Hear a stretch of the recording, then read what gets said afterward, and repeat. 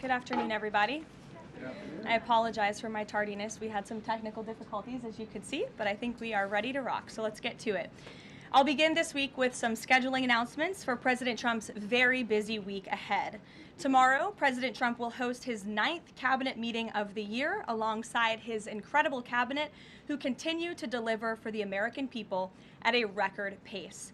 Later in the afternoon tomorrow, the president will make an announcement in the Oval Office on his initiative to create Trump accounts to give the next generation of Americans a jump start on savings. It will be a very exciting announcement indeed, especially for all of the parents across the country with young children and babies. On Thursday, President Trump will host the presidents of the Republic of Rwanda and the Democratic Republic of Congo to sign the historic peace and economic agreement that he brokered. On Thursday night, the President and the First Lady will celebrate one of America's greatest traditions, the lighting of the National Christmas Tree on the Ellipse. And on Friday, President Trump will attend the FIFA World Cup final draw at the Kennedy Center. You all will be seeing and hearing from the President every day this week, so you have me today, and then he will take on the rest of the week himself. Next, I would like to address the horrific tragedy that took place in our nation's capital last week. A foreign terrorist that the Biden administration failed to properly vet ambushed 2 members of the West Virginia National Guard who were honorably serving here to keep the residents and visitors of Washington, D.C. safe. U.S. Air Force Staff Sergeant Andrew Wolf was severely wounded in the attack and remains hospitalized while he continues to fight for his life. Tragically, U.S. Army Specialist Sarah Beckstrom died of her wounds. She was just 20 years old. President Trump and the entire White House are praying for Andrew's full recovery at the request of his parents and their personal phone call with the president over the weekend. And we are keeping Sarah's family and friends in our prayers during this unimaginably difficult time.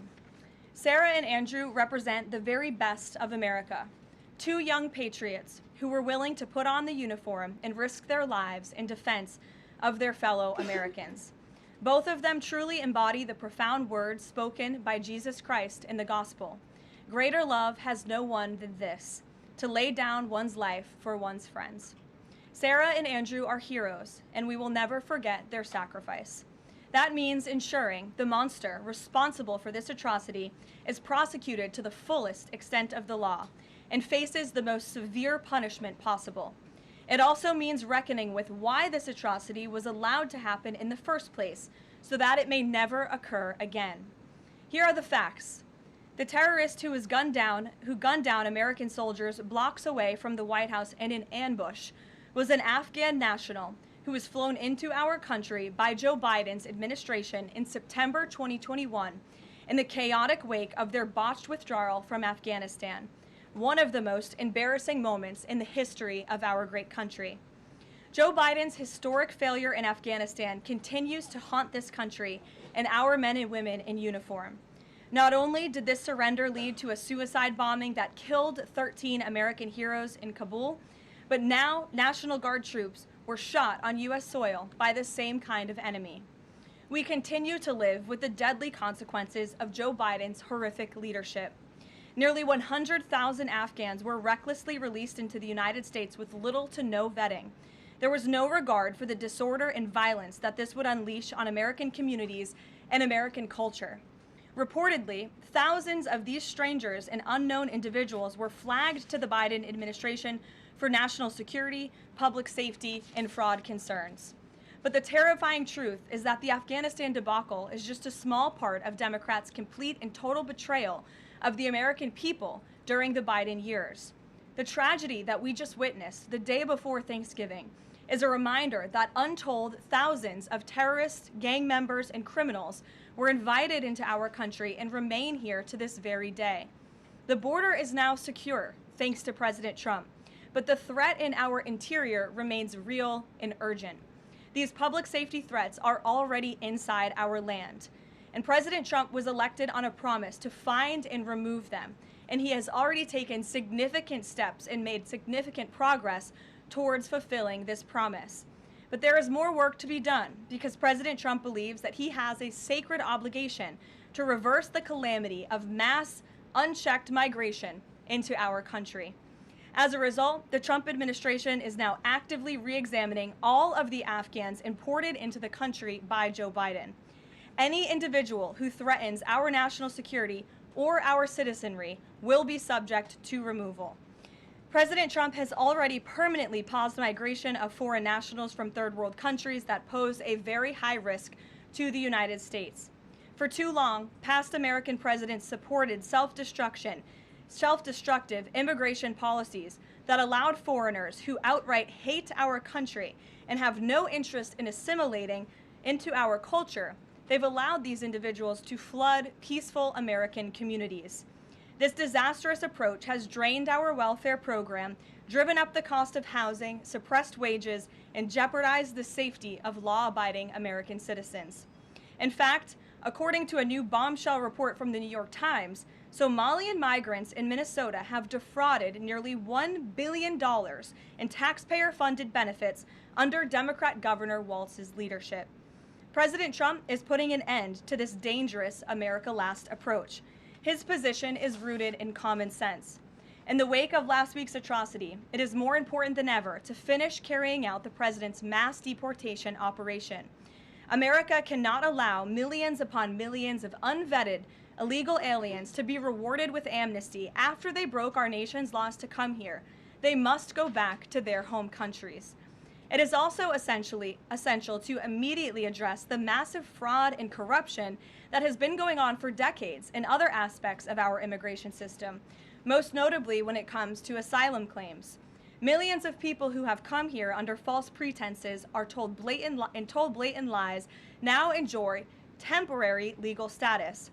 President Trump is ending this scam as well, and I would point out that the Democrats have tried to block this administration from doing so at every turn with lawsuit after lawsuit.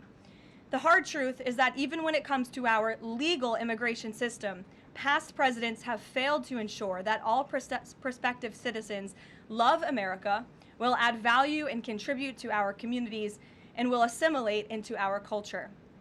Leaders have a duty to defend and advance the interests of their own people, not foreign nationals. Leaders also have a duty to preserve the integrity and character of our nation's national identity. That is why President Trump is more committed than ever to fully restoring American sovereignty by keeping our borders secure, removing all illegal alien invaders, and rebuilding a legal immigration system that makes sense and benefits our country. President Trump has no higher responsibility than to defend our homeland and our people, and he will never waver in doing so. With that, I will open it up to questions, and we'll lead today with Isabel Brown, who is in our new media seat. She's a very popular face on television these days. She's built a great independent media podcast and platform with the Daily Wire, and I appreciate your being here, Isabel. Thank you for being Karoline, here. appreciate it and appreciate the briefing. Many Americans, in light of these recent events that you just mentioned, are starting to say that we are being invaded as a country, culturally and logistically, when it comes to immigration. And we know that immigration without assimilation is indeed invasion. So given the recent remarks from Vice President Vance on a college campus about dramatically reducing legal immigration to address some of this crisis, and President Trump's Truth Social post last week about individuals who may be non-compatible with Western civilization, are there any conversations happening or plans being made behind the scenes for the administration to implement at least a temporary immigration moratorium, for example, in light of what the American people might be calling for? So, Isabel, it's a great question. I think I spoke a little bit to the heart of your question in my opener there. I would add that the Trump administration has done more to limit migration, both illegal and legal, than any administration in history. And I'll just walk you through some of the actions that we have taken thus far. Number one, the Trump administration issued a travel ban for 19 countries, including Afghanistan, special immigrant visas, which is a legal pathway to get here, which we know many Afghans have utilized to come into the country, have now been paused since the tragic shooting last week. Refugee admissions were suspended for Afghans from this administration on day one, and refugee admissions into the country right now are essentially at zero, with the exception of Afrikaners fleeing persecution in South Africa. The State Department has also heightened their scrutiny and vetting of all visas and have revoked visas, as you know, for those who do not align with our country's national interests. The Secretary of State has the right to do that, and we've taken unprecedented action to do just that. We are also now pausing all asylum adjudications for additional vetting as well. And so additional actions I don't have to read out for you today, but I would just remark that the president has made tremendous progress on this front, and it's why it's so crucial that we not only secure the borders, which the president did in record time. We have 0 illegal aliens entering into the country month after month, but we also are taking a look at those who are already in the interior of our country and removing them if they are here illegally, and also taking a look at these visas. Again, having a visa in the United States is not a right, it is a privilege. And the Secretary of State, if you are deemed contrary to our country's foreign national interests, has the right to revoke that privilege. Thank you. Gabe. Thank you, Caroline. Excuse me. Regarding Venezuela, the president said yesterday that Secretary Hegseth had denied that second strike, that reported second strike on an alleged drug vote on September 2nd. The secretary said to the president that didn't happen. But to clarify, I just wanted you to clear this up. In his social media post, Secretary Hegseth didn't go into details about that strike. He just said U.S. operations in the area were lawful, and he said that the story and media reports were fabricated. So to be clear, does the administration deny that second strike happened, or did it happen and the administration denies that Secretary Hegseth gave the order? The latter is true, Gabe, and I have a statement to read for you here. President Trump and Secretary Hegseth have made it clear that presidentially designated narco-terrorist groups are subject to lethal targeting in accordance with the laws of war. With respect to the strikes in question on September 2nd, Secretary Hegseth authorized Admiral Bradley to conduct these kinetic strikes.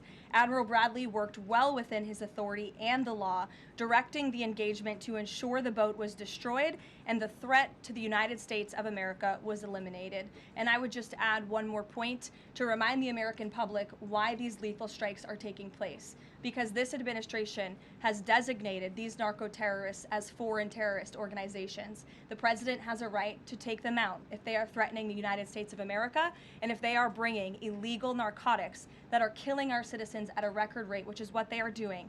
And under the previous administration, there was enough fentanyl trafficked into our country to kill every American man, woman, and child many times over. And so that's why you've seen a drastic difference in this administration's policy with respect to the last, and it's one of the many reasons the American public reelected this president and support this Secretary of War in conducting these strikes. So to be clear, to clarify, Admiral Bradley was the one who gave that order for a second strike. And he was well within his authority to do so. And a separate question, the president several days ago said it was his intention to pardon the former president of Honduras, who was a convicted drug trafficker. And yesterday on Air Force One, the president said that if someone sells drugs in that country, that doesn't mean you arrest the president and put him in jail for the rest of his life. How is that different than what the administration is accusing Venezuela's Nicolas Maduro of? You're cherry picking the president's statement a little bit yesterday, as he also said yesterday the people of Honduras have highlighted to him how the former president Hernandez was set up. This was a clear Biden over prosecution. He was the president of this country. He was in the opposition party. He was opposed to the values of the previous administration, and they charged him because he was president of Honduras. There were some other egregious facts that came out during this trial, and I would encourage you to report on them. His court-appointed lawyer was only given 3 weeks to prepare for trial. He shared that his conviction was lawfare by the leftist party, who, quote, struck a deal with the Biden-Harris administration. Hernandez has highlighted there was virtually no independent evidence presented, and many of his conviction was based on testimony from many admitted criminals who hoped that cooperating would reduce their own penalties. So the president heard the concerns from many people, as he does, and he's, of course, within his constitutional authority to sign clemency for whomever he deems worthy of that. Jackie. Thank you, Caroline. Following up on Gabe's question, you said that the follow-up strike was lawful. What law is it that allows no survivors?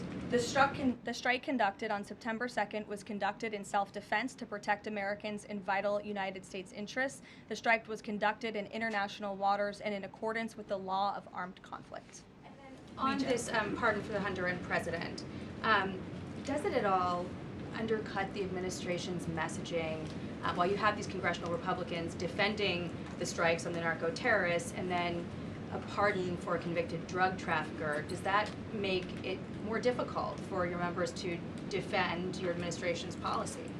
I don't think so, Jackie. I think that President Trump has been quite clear in his defense of the United States homeland to stop these illegal narcotics from coming to our borders, whether that's by land or by sea. And he's also made it quite clear that he wants to correct the wrongs of the weaponized Justice Department under the previous administration. And Ouija, I'll call on you because I think we're wearing matching blazers today. I was going to Great compliment minds. yours. Thank you, Caroline. Sure. So just to be clear, to clarify on Jackie and Gabe, did Admiral Bradley order that second strike because there were still survivors after the initial strike? Again, as I read for you, Admiral Bradley worked well within his authority and the law. He directed the engagement to ensure the boat was destroyed and the threat of narco-terrorists to the United States was completely eliminated. So was the initial order from Secretary Hegseth, everyone be killed, and did that come from President Trump? I saw that quoted in a Washington Post story. I would reject that the Secretary of War ever said that. However, the President has made it quite clear that if narco-terrorists, again, are trafficking illegal drugs towards the United States, he has the authority to kill them. And that's what this administration is doing. Danny? Follow up on the MRI, because President Trump yesterday said that he would release the results of his MRI. Is that happening right now? It is happening right now. As part of, and this is a summary from the President's physician, and we will release it right now. I think my team has it teed up for all of you. I'll read it for you, and then you'll get it physically as well. As part of President Trump's comprehensive executive physical, advanced imaging was performed because men in his age group benefit from a thorough evaluation of cardiovascular and abdominal health. The purpose of this imaging is preventative, to identify any issues early, confirm overall health, and ensure the President maintains long-term vitality and function. President Trump's cardiovascular imaging was perfectly normal. No evidence of arterial narrowing impairing blood flow or abnormalities in the heart or major vessels. The heart chambers are normal in size, the vessel walls appear smooth and healthy, and there are no signs of inflammation or clotting. Overall, his cardiovascular system shows excellent health. His abdominal imaging is also perfectly normal. All major organs appear very healthy and well perfused. Everything evaluated is functioning within normal limits with no acute or chronic concerns. In summary, this level of detailed assessment is standard for an executive physical at President Trump's age and confirms that he remains in excellent overall health. Again, we will provide that to you. I think that's quite a bit of detail, and in the effort of transparency, the President promised it last night, and we have delivered today. So there you go. Danny. Thanks, Caroline. Just going back to Venezuela, can you confirm that President Trump is going to be hosting a meeting of his national security team in the Oval Office today on Venezuela? And what are they going to discuss? Are they hoping to reach a kind of final decision on that? Out of the effort of transparency, I will confirm that the President will be meeting with his national security team on this subject and on many matters. He meets with his national security team quite often. He's the commander-in-chief. It's part of his responsibility to ensure that peace is ongoing throughout the world. I'm definitely not going to detail the specifics of a meeting between the President and his national security team that's taking place in the Oval Office, but I'm happy to confirm that meeting is taking place for you. Can you tell us, is there still, what's the position on whether US troops on the ground is a possibility there? Is that, I know you've answered that before, but what's the current operative In status? Venezuela? I think my previous answer stands. There's many options at the President's disposal that are on the table, and I'll let him speak on those. Ed. The U.S. announced a trade framework deal with the United Kingdom on pharmaceuticals, where they will pay 25% more, and the savings theoretically will go back to American consumers. What guarantees are in that savings will in fact go back to the American consumer and not be sucked up by the company? I'm going to be honest with you, Ed. I'll get you the answer to that question after the briefing. So the American Rescue Plan, Sure. funded a number of universal income. Kush will get you that answer, right, Kush? My trade guy over here. The American Rescue Plan funded a number of universal basic income programs. Now Cook County, Illinois is extending that program into 2026 with $7.5 million of taxpayer money. What does the White House think about that? I'll also get you an answer on that after the briefing. Ed. 0 for 2. Go ahead. Sure. And then in the interest of transparency, does the White House support releasing the Department of Defense's video of those September 2nd strikes on those military boats? And also, separate topic on presidential pardon power. Why did the president commute the sentence of David Gentile recently? He was a private equity executive. He served 12 days out of a 7-year sentence. Prosecutors said he defrauded $1.6 billion with thousands of victims, including veterans, farmers, teachers. Why was he pardoned? To your first question, that's definitely not a decision for me to make. I would defer you to the Department of War. It's also probably a decision for the president himself to make. As for your second question with respect to that pardon, he issued a commutation for Mr. Gentile, who's the former CEO and co-founder of GBP Capital Holdings. Unlike similar companies, GBP paid regular annualized distributions to its investors. In 2015, GBP disclosed to investors the possibility of using investor capital to pay some of these distributions rather than funding them from current operations. Even though this was disclosed to investors, the Biden Department of Justice claimed it was a Ponzi scheme. This claim was profoundly undercut by the fact that GBP had explicitly told investors what would happen. At trial, the government was unable to tie any supposedly fraudulent representations to Mr. Gentile. In short, again, this is another example that has been brought to the president's attention of a weaponization of justice from the previous administration, and therefore he signed this commutation. So say that these people were defrauded. I just read you a very detailed summary of why the commutation was made. Sure. In the middle with the red tie. Thank you, Karoline. Okay, Andrew, go ahead, and then you. In wake of Congresswoman Marjorie Taylor Go ahead Greene's after. early resignation, reports last week indicated that other House Republicans might consider doing the same. Does the president have any concerns in light of those reports about other House Republicans potentially leaving early, as well as the other announced retirements that we saw in the last couple of days? Look, I think the president maintains very good relationships with the vast majority, maybe with the exception of one or two. I think many in this room know who I'm referring to. Very good relationships with members of Capitol Hill within the Republican Party. And the president clearly is the unequivocal leader of the Republican Party. I think it was a recent CNN poll that actually showed that more than 90% of Republicans continue to support President Trump as the leader. So he maintains very good relations, as does his entire team here at the White House. And of course, we have a very slim margin in the House, and the president wants that to continue. Andrew, go ahead. Sure. First, on the Venezuela strike, you said that second strike was in full accordance with the law of armed conflict, but the Navy's own manual of law of war says that specifically firing on survivors from a wrecked vessel is an example of a war crime that's forbidden under U.S. law and the law of armed conflict. So was that second strike in following law of armed conflict, and then second on immigration? Again, Andrew, I would reiterate to you the strike was conducted in international waters and in accordance with the law of armed conflict. And since somebody asked about Congress, and it's sort of related to Venezuela, I also want to add that Secretary Hegseth spoke with members of Congress who may have expressed some concerns over the weekend. And there have also been 13 bipartisan briefings to Congress on the Venezuelan strikes. There have been a number of document reviews for members of Congress to review the classified DOJ Office of Legal Counsel opinion and other related documents. 29 senators and 92 representatives have reviewed those documents, which is about 2/3 of those are Democrat members, and they have been made available to all 100 senators, all 435 members of the House, and to general counsels of the relevant committees on a bipartisan basis for their review. On immigration, during your topper you said, and I quote, "Leaders also have a duty to preserve the integrity and character of our nation's national identity." Can you explain what you mean by our nation's national identity and integrity and character, and how would refugees, people coming from war-torn places who are seeking a safe haven in America, like many of our forebears in this room, not add to our nation's integrity and character of our national identity? I'll tell you what does not add to our nation's character and integrity is refugees who come here under the alleged plight of asylum and fleeing persecution, and then come to the United States to abuse our system and rip off American taxpayers. And as I pointed out, the New York Times, to their credit, it was about 6 months too late, but they did write about how Somali immigrants in Minnesota have been ripping off American taxpayers. In fact, 86 people have been charged in a rampant and widespread fraud scheme spanning multiple programs in Minnesota.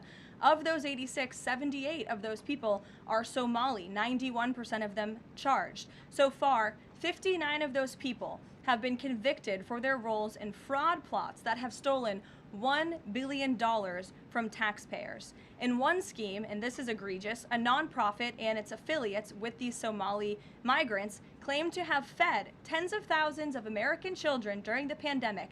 They were reimbursed for those meals by taxpayers. However, federal prosecutors found that almost all of those meals were never even delivered to hungry children. In fact, those organizations' leaders spent the money on houses, luxury cars, and real estate in Turkey and Kenya. Another scheme involved hundreds of organizations who were reimbursed for services that were supposed to help people at risk of homelessness. Once again, those services were never provided. All of this has happened under Democrat leadership in a Democrat-run state, where these refugees, these migrants are coming to the United States. They are abusing our system. They are draining our resources that should be going to law-abiding, taxpayer-funded, tax-paying Americans. And this president is not going to put up with it anymore. Rachel. Thank you, Karoline. Just to follow back up on the Washington Post reporting, so much of the concern from Democrats and Republicans is focused on the survivors. Why won't the administration either confirm or deny or reveal whether or not there were survivors after that initial first strike? And what imminent threat would two survivors pose who were clinging presumably to the wreckage of that boat? Again, as I said, I think you guys are sort of not listening fully to the statement I've provided. Admiral Bradley worked well within his authority and the law, directing the engagement to ensure the boat was totally destroyed and the threat to the narco-terrorists, to the United States, was eliminated. And for any further questions about his thinking, I would defer you to the Department of War. I obviously wasn't in the room for these. Just to follow up, Karoline, just on the administration's policy when it comes to survivors, was there a change in policy after this strike on September 2nd? The Washington Post is reporting that these two survivors were killed after a second strike, but then in October, two people were rescued and returned to Colombia and Ecuador. So was there a decision that was made to handle survivors differently after these strikes? Not to my knowledge, no. Steve. The president confirmed that he spoke to the Venezuelan leader. Are you trying to negotiate his departure? Is there an asylum deal under work? President, as you know, last night on Air Force One, he said, I don't want to comment on that, but I did speak to him in the effort of transparency. So there you go. You got your confirmation. I'll let him speak further if he wishes to on the details of that conversation that took place. Steve Witkoff is headed to Moscow. How close are you to some sort of Ukraine agreement?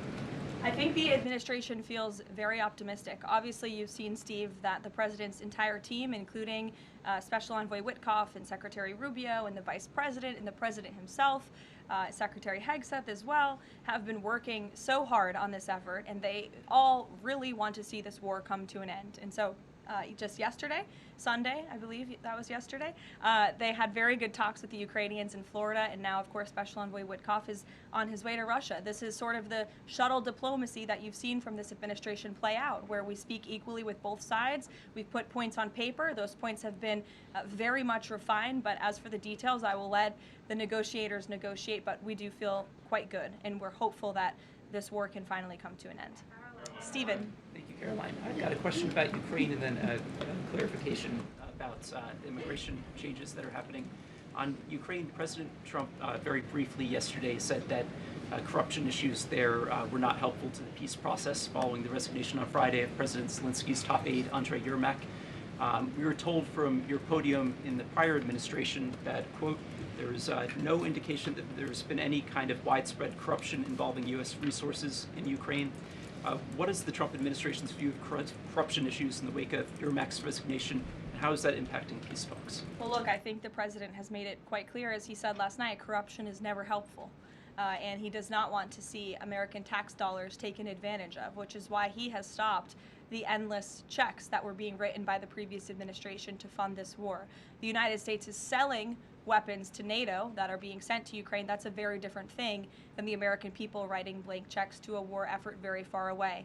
It does not degrade the administration's determination to see this war come to an end, but I think it exemplifies the president's desire to always put the American people and the American taxpayer first.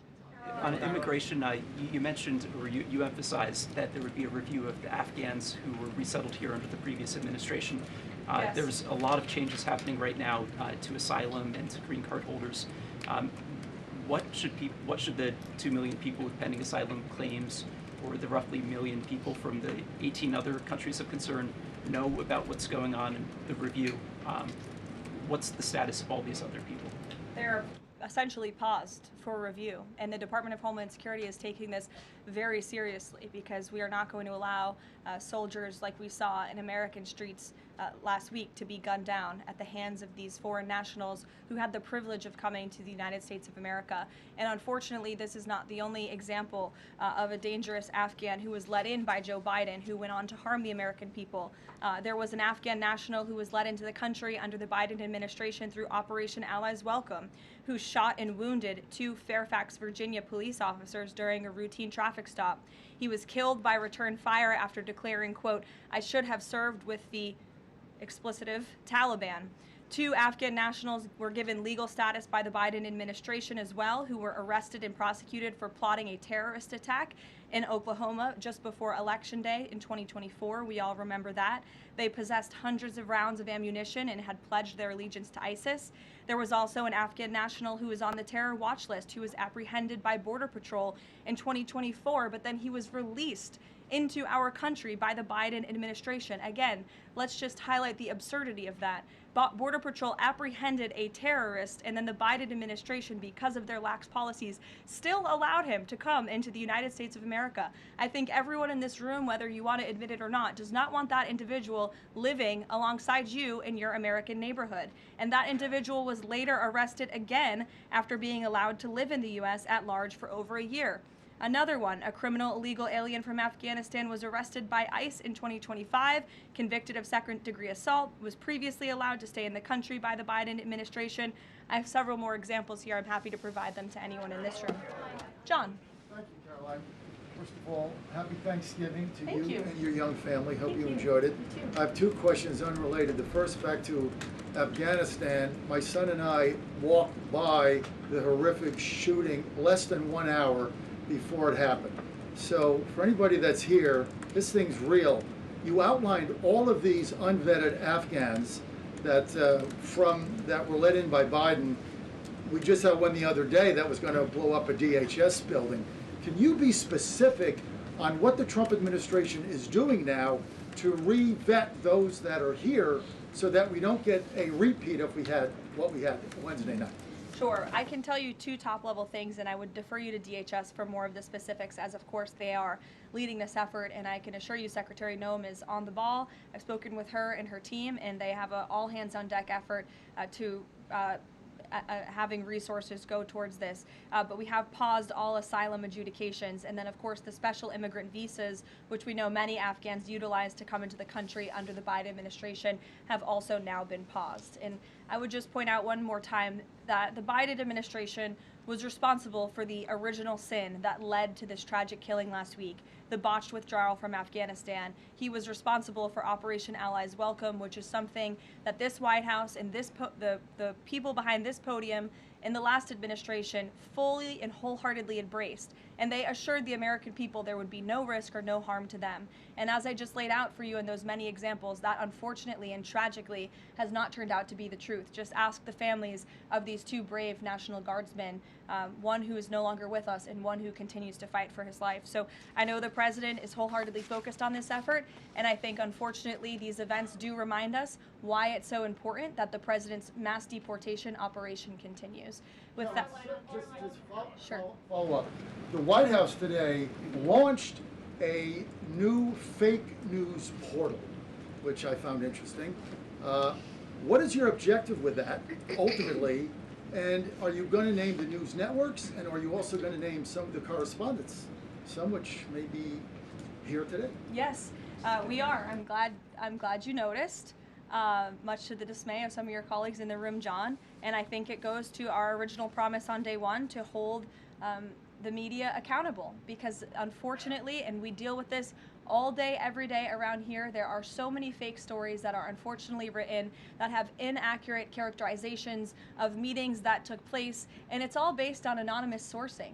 And you know, the standard for journalism, unfortunately, has dropped to such a historic low in this country.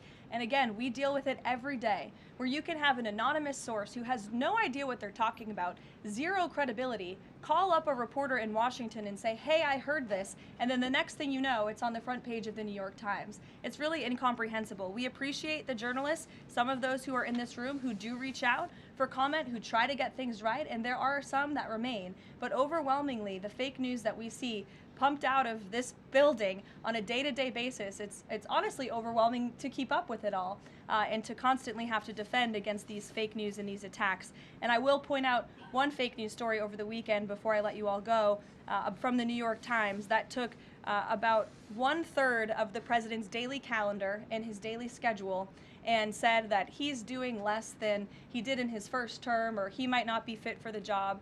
That is unequivocally false, and it's deeply unfortunate that this story was written by the same outlet and the same reporter who wrote this: Biden is doing 100% fine after tripping while boarding Air Force One.